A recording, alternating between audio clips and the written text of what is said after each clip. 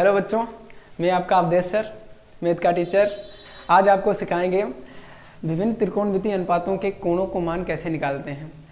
आज अभी तक आप जैसे रटते हैं भूल जाते हैं, कई बार फिर रटते हैं भूल जाते हैं। आज आपको ये सिखाएंगे कि रटे हुए ना हो फिर भी आप कैसे पूरी टेबल को तैयार कर सकते हैं। आज आपको सिखाएंगे। देखिए बच्चों, सबसे पहले ये एक सर्कल होता है और सर्कल के अगर हम 4 टुकड़े करें, समान टुकड़े, तो ये प्रथम चतुर्थांश और ये द्वितीय चतुर्थांश और ये तृतीय चतुर्थांश और ये चतुर्थ चतुर्थांश होता है। बात यहाँ पर 0 से 90 डिग्री की बात हो रही है, तो ये सिर्फ प्रथम चतुर्थांश में आएगा। प्रथम चतुर्थांश में आएगा तो प्रथम चतुर्थांश में जो इतना हिस्सा है तो ये जो होगा 0 से 90 डिग्री अंश का होता है। और 0 से 90 डिग्री अंश को अगर हम इस प्रकार से हाथ को ऐसे फैला कर रखें पूरा सही से, तो हमारी जो छोटी उंगली होती है, ये सबसे जो छोटी उंगली होगी वो 0 को डिनोट करेगी। तो सबसे छोटी उंगली 0, इससे ऊपर की जो उंगली होती है उसको हम 30 अंश मान लेंगे और मध्यमा जो बीच की उंगली होती है उसको हम 45 अंश मान लेंगे और इससे ऊपर जो तर्जनी उंगली होती है इसको 60 अंश मान लेंगे। और अंगूठा जो होता है वो अगर हम सीधा रखें, अंगूठा जो है हम अगर सीधा रखें तो ये 90 अंश का हो जाएगा। तो आप बच्चों ये ध्यान रखना, देखिए हमारे साथ में बोलिए 0 अंश, छोटी उंगली 0 अंश, इसके ऊपर 30 अंश, 45 अंश, 60 अंश और ये अंगूठा होता है 90 अंश। तो होता क्या है, सबसे ऊपर है यहाँ पर साइन के मान निकालेंगे सभी। तो साइन के मान निकालने के लिए हम 0 से शुरू करेंगे। तो साइन के लिए एक सूत्र होता है बच्चों, ये याद रखना, साइन थीटा बराबर √n/4। n/4, यहाँ पर n क्या है, n वह संख्या है जो, जैसे कि हमें यहाँ पर साइन 0 का मान निकालना है। साइन 0 का जब मान निकालेंगे तो इसके लिए n का मान हो जाएगा, साइन 0 हमने किसको माना है, छोटी उंगली को। छोटी उंगली के नीचे कोई उंगली है नहीं है, कुछ नहीं है, तो उसको हम 0 कहेंगे। यानी कि यहाँ पर जो n का मान है, नीचे एक भी कोई उंगली दूसरी नहीं है, तो उसके लिए हम 0 रख लेंगे। तो यहाँ पर n का मान हो जाएगा 0 और 0/4 करेंगे। बच्चों जैसा पता होगा, अगर 0 को किसी संख्या से अगर डिवाइड करेंगे, किसी से भी भाग देते हैं तो वो मान 0 आता है।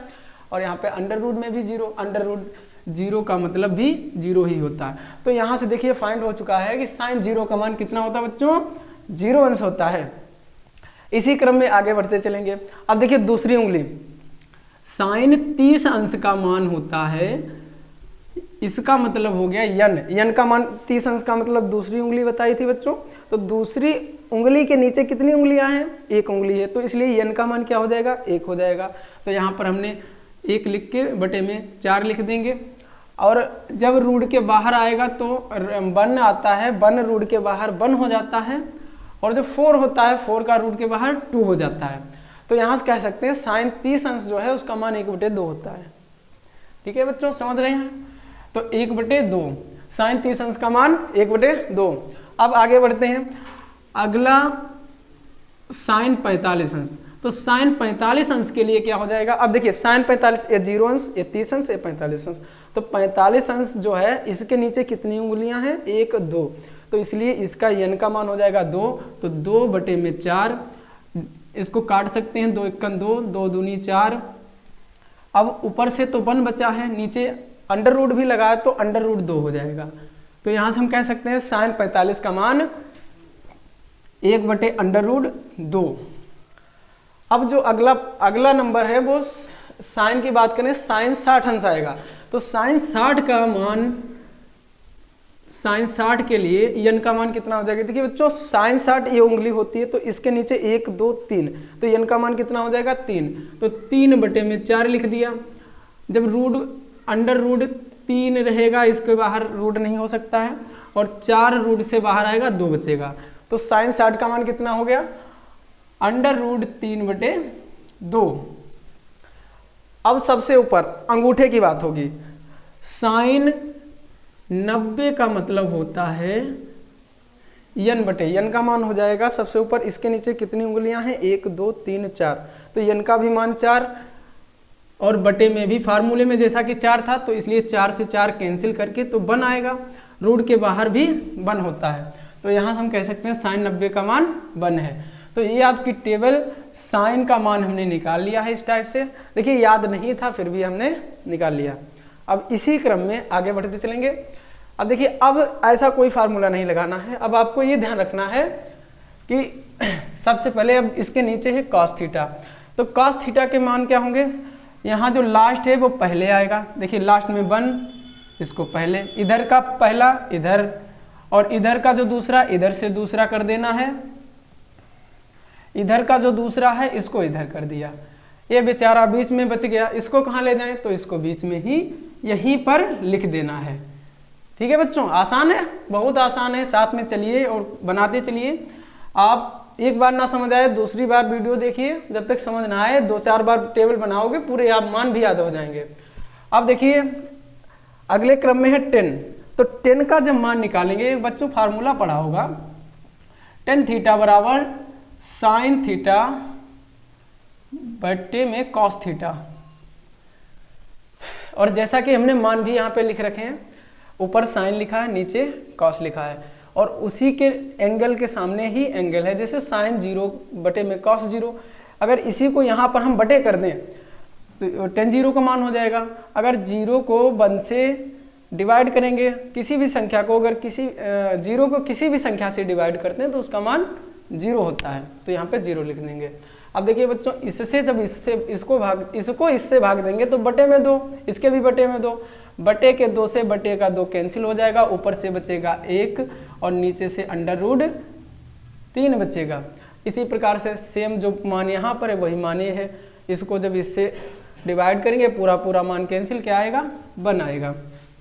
बटे में 2, इसके भी बटे में 2, बटे में 2 कैंसिल हो जाएगा, ऊपर से √3 और बटे में 1 लिखते नहीं है बच्चों, लिखने की जरूरत नहीं है। होता सबके बटे में 1 होता है, लेकिन कभी शो करने की जरूरत नहीं पड़ती है। और यहाँ पर देखिए बच्चों लास्ट में जो है 1 है और नीचे 0। क्या कभी कैलकुलेटर में किसी भी संख्या को 0 से भाग करके देखा है बच्चों? नहीं देखा तो आज अभी देख सकते हैं। देखना तो उसमें एरर बताएगा, यानी कि इसका कोई मान नहीं होता है, इसे अपरिभाषित कहते हैं। तो यहाँ पर हम अपरिभाषित लिखेंगे तो ये हो जाएगा अपरिभाषित। अब इसी क्रम में जैसा देखिए बच्चों, इसका हमने उल्टा इसको किया था, वैसे ही इसका उल्टा हम कॉट को कर देंगे। देखिए सबसे लास्ट वाला सबसे पहले, लास्ट में यहाँ पर अपरिभाषित तो सबसे पहले, ये सबसे पहले वाला सबसे लास्ट में, ये दूसरे नंबर का इधर आ जाएगा दूसरे नंबर पे, इधर का दूसरे नंबर पे, इधर से दूसरे नंबर पर। अब देखिए बीच में क्या बचा, 1 बचा है, तो 1 के सामने 1 लिख देंगे। तो इस प्रकार से हमने साइन, कॉस, टेन और काट 4 त्रिकोणमितीय मानों के मान, सारे एंगलों के मान निकाल लिए हैं। अब इसी क्रम में नीचे है सेक थीटा। अब सेक थीटा में क्या होता है, एक और फार्मूला चाहे बच्चों पढ़ा होगा आपने, सेक थीटा बराबर 1 बटे कॉस थीटा। सेक थीटा बराबर 1 बटे कॉस थीटा। अब देखिए यहाँ पर बच्चों कॉस थीटा के ये सभी मान हैं, इसको बटे में करेंगे, जब 1 के बटे में करेंगे तो मान सारे पलट जाएंगे, सबसे नीचे वाला सबसे ऊपर, जो नीचे है वो ऊपर हो जाएगा, ऊपर वाला नीचे हो जाएगा। देखिए 1 के बटे में अभी बताया था कि सबके बटे में 1 होता है, तो 1 के बटे में 1 करोगे तो 1 ही रहेगा। यहाँ पर देखिए बटे में 2 है, 2 को ऊपर कर दो और उसके बटे में √3 कर दो। यहाँ पर √2 ऊपर कर देंगे और बटे में 1 करेंगे। 1 जैसा कि अभी बताया था 1 सबके बटे में होता है, लेकिन हमें शो करने की जरूरत नहीं होती है। अब यहाँ पर देखिए 1 बटे 2 है तो 2 ऊपर जाएगा, 1 नीचे आएगा, 1 शो करने की जरूरत नहीं। 0 के भी बटे में 1 होता है, लेकिन जब इसको पलटेंगे तो 1 बटे 0 हो जाएगा। तो 1 बटे 0 क्या मान होता है, इन्फिनिटिव होता है, तो यहाँ पर लिख देंगे, ये लिखने की ज़रूरत नहीं है। तो देखिए बच्चों यहाँ पर सभी मान तैयार हो गए हैं। लास्ट बचा है हमारा कोसेक थीटा। तो कोसेक थीटा जिस प्रकार से हमने साइन का कॉस किया था, टेन का कॉट किया था, उसी प्रकार सेक का कोसेक कर देंगे।